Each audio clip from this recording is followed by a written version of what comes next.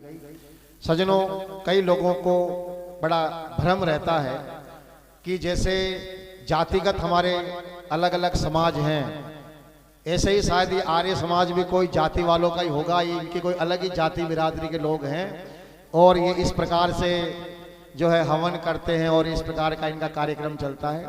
लेकिन मैं निवेदन आपसे करना चाहूँगा कि महर्षि दयानंद सरस्वती जी ने इस देश के कल्याण के लिए, वेदों के उद्धार के लिए, वेदों की शिक्षा जन जन तक पहुँचे, इसके लिए उन्होंने एक संस्था की स्थापना की, एक समिति बनाई, ट्रस्ट बनाया, एक संस्था बनाई। उस संस्था का नाम रखा आर्य समाज। तो आर्य समाज कोई जातिगत संगठन नहीं है, न कोई कुछ लोगों का संगठन है। आर्य का मतलब होता अच्छा, श्रेष्ठ। आप रामायण पढ़ेंगे, रामायण में आर्य ही आर्य है, राम आर्य पुत्र हैं, कृष्ण भी आर्य पुत्र हैं। तो हमारे देश का प्राचीन नाम था आर्यावर्त और हम सब यहाँ आर्य कहलाते थे। ये हिंदू नाम तो जब मुगल संस्कृति आई हमारे देश में तो उनके द्वारा हमको दिया गया। सरस्वती ने एक संस्था की स्थापना की जिसका नाम रखा आर्य समाज। तो आर्य समाज कोई जातिगत संगठन नहीं है, एक संस्था का नाम है। देखिए, आपको कुछ बातें मैं निवेदन करना चाहूंगा।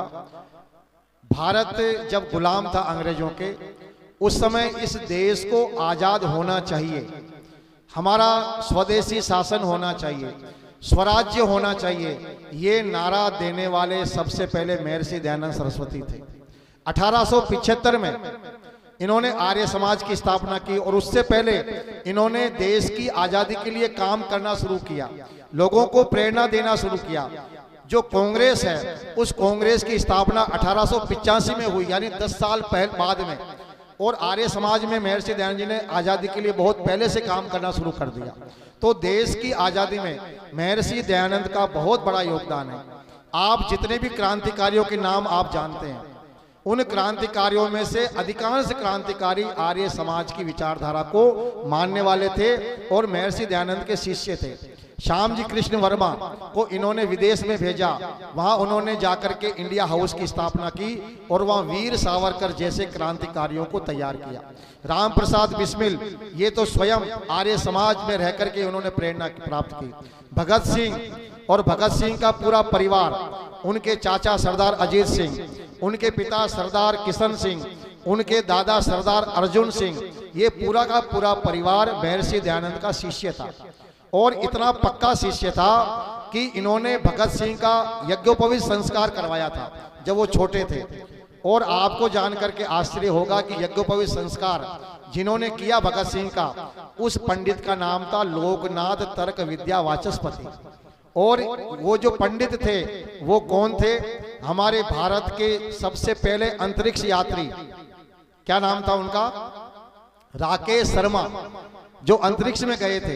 ये लोकनाथ तर्क विद्या वाचस्पति उन राकेश शर्मा के दादाजी थे। तो क्रांतिकारियों को, देशभक्तों को तैयार किया महर्षि दयानंद ने और आर्य समाज ने। और इतिहासकार लिखते हैं कि बहुत बड़ा आजादी का आंदोलन जो है आर्य समाज के नेताओं और आर्य समाज के नेतृत्व में लड़ा। स्वदेशी होना चाहिए, इसकी प्रारंभ भी महर्षि दयानंद ने की। और उसके बाद में महात्मा गांधी ने जितने भी स्वदेशी नमक सत्याग्रह का काम किया वो सब इनकी प्रेरणा थी। भारत में गाय बचनी चाहिए, गौ रक्षा होनी चाहिए, इसके लिए भी महर्षि दयानंद ने सबसे पहले काम शुरू किया। और हरियाणा में रेवाड़ी के अंदर सबसे पहली गौशाला भी आर्य समाज के द्वारा खोली गई, महर्षि दयानंद के द्वारा खोली गई। तीसरा काम, जो हमारे अछूत भाई हैं उनको पढ़ने नहीं दिया जाता था, तो महर्षि दयानंद जी महाराज ने गुरुकुल खुलवाए। आर्य समाज ने के लोगों ने गुरुकुल खोले और उन गुरुकुलों में हर जाति बिरादरी का बच्चा पढ़ सकता था, बिना किसी भेदभाव के सब पढ़ सकते थे। तो जातिगत भेदभाव को भी दूर करने का प्रयास किया। तो इस प्रकार से सामाजिक आंदोलन भी किए, राजनीतिक रूप से भी आंदोलन किया।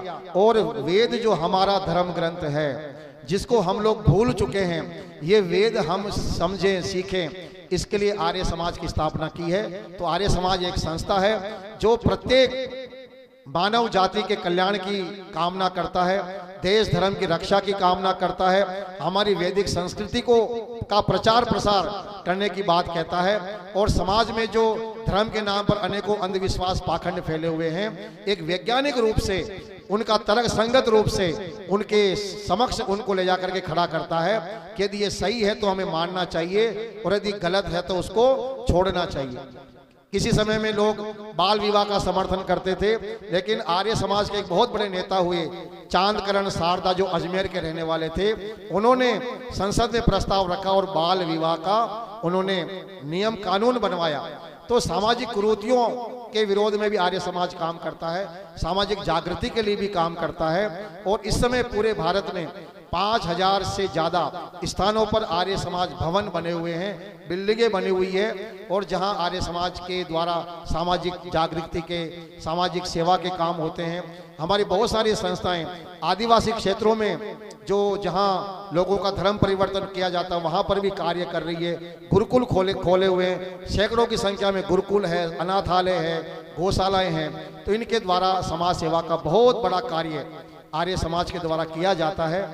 कई लोग इसका क्योंकि पता नहीं उनको अज्ञानता के कारण से विरोध भी करते हैं, लेकिन आप मेरा सबसे निवेदन है कि जैसे लखनलाल जी और आदरणीय पुरुषोत्तम जी और हमारे बहुत सारे जो उपाध्यक्ष जी हैं, संरक्षक जी हैं, इनके साथ आप जुड़ें और इस विचारधारा को पढ़ें, समझेंगे तो आपको लगेगा कि वास्तव में जैसा कार्य और जैसे सिद्धांत आर्य समाज के हैं या वेद के हैं, ऐसे सिद्धांत और किसी के भी नहीं है। ये आपको स्वयं जब आप सुनेंगे तब पता चलेगा।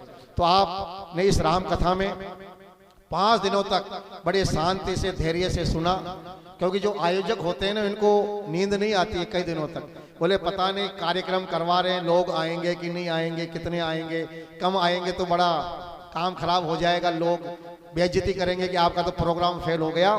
लेकिन आप सब ने यहाँ पधार करके इस संगीतमय राम कथा को सफल बनाया है।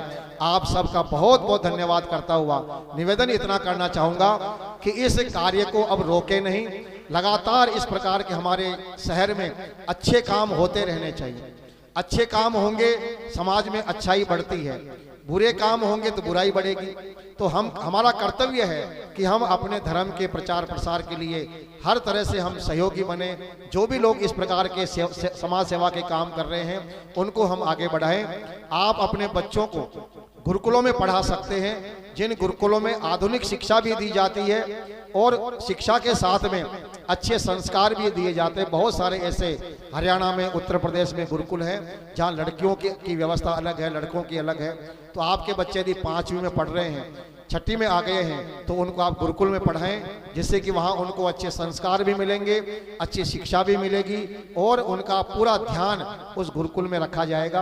आप सभी का, सभी मेहरौनी के सभी शहरवासियों का कि आप लोगों ने सहयोग देकर के, आप सबके सहयोग से ये काम हुआ है, क्योंकि कोई भी काम अकेला कोई व्यक्ति नहीं कर सकता है। माध्यम बनते हैं लोग, पुरुषोत्तम जी, वानप्रस्थी जी, लखन जी, हर्ष जी और देवेंद्र जी और भी बहुत सारे जो साथी हैं वो माध्यम बने हैं, लेकिन आप सब ने जो सहयोग दिया है इसके कारण से ये कार्यक्रम सफल हुआ।